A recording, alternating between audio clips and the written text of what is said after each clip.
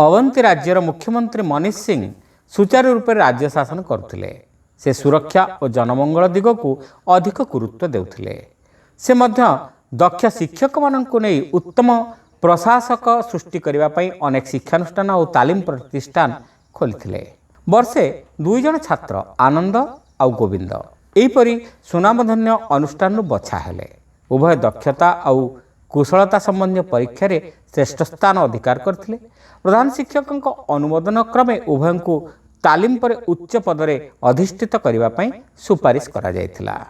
दुहे सरकारंकर भिन्न भिन्न सहर रे मुख्य अधिकारी भाव में नियुक्त हेले। किछि दिन पर प्रधान शिक्षक नारायण बाबू सेमानंक शासन उपरे दृष्टि पकाई जदि आवश्यक उपयुक्त परामर्श देबा पई चाहिले। प्रथमे आनंदंक तत्वावधान थिबा सहर को से गले। आनंद श्रद्धार सहित प्रिय गुरु को ग्रहण कले। यात्रार क्लांति मेंटाइबा पई सब प्रकार व्यवस्था से करदेले। आनंद तांकर कार्यालय देखाइबा पई गुरु को सांगर नहीं गले। प्रधान शिक्षक नारायण बाबू कर्मचारी मान को लक्ष्य कले एवं कार्यालयर कारबार केमती चलीछि अनुध्यान कले। से लक्ष्य कले जे आनंद बहुत चापग्रस्त रहुछंती। से मध्य लक्ष्य कले आनंद कर्मचारी सहित कार्य कला बेले अधैर्य होई पड़ुछंती एवं कौनसी निष्पत्ति नेबा पूर्व कुंठित अनुभव करुछंती। प्रधान शिक्षक आनंद को पचारे, तमर काम केमती चलछि? आनंद उत्तर देले, गुरुजी मोर कर्मचारी मानकर अपारगता कार्यालयर कार्य बाधा सृष्टि करुछि एवं मो भितरे निराशा सृष्टि करुछि। प्रधान शिक्षक कहिले, ठीक अछि, आस मो सांगरे थरे गोविंदर कार्यालय बुली आसिबा। गोविंद प्रधान शिक्षक आउ सहपाठी आनंद को देखि बहुत आनंदित हेले। सेमानंको आग्रहर सहित से ग्रहण कले। गोविंद कार्यालयर समस्त व्यक्ति बेस उत्साही आउ चंचल मन हेउथिले। उभय गुरु एवं आनंद लक्ष्य कले गोविंद को भेटिबाको आस्तुवा समस्त कर्मचारी को से हसी हसी अभिवादन जनाउछंती एवं सामान्य विरक्ति प्रकाश न करी तांको सहित कथबार्ता करुछंती। गोविंदंकर कार्य तांको क्लांत करुनाही।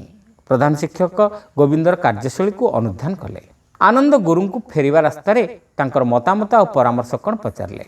प्रधान शिक्षक उत्तर देले, आनंद उभय गोविंद एवं तुमे चतुरतार समान, किंतु जेतेबेले उच्च पदरे अधिष्ठित हुआ तुमको निजर कर्मचारी मानकु जत्नर सह बाछिबाकु पड़िबो।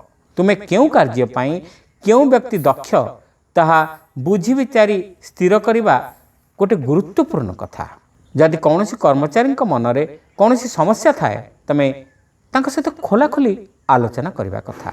तुमर कर्मचारी माने तुमको न डरिबा उचित, किंतु गोविंदंकर कर्मचारी माने देखिलो ना तांको बहुत भल पांती।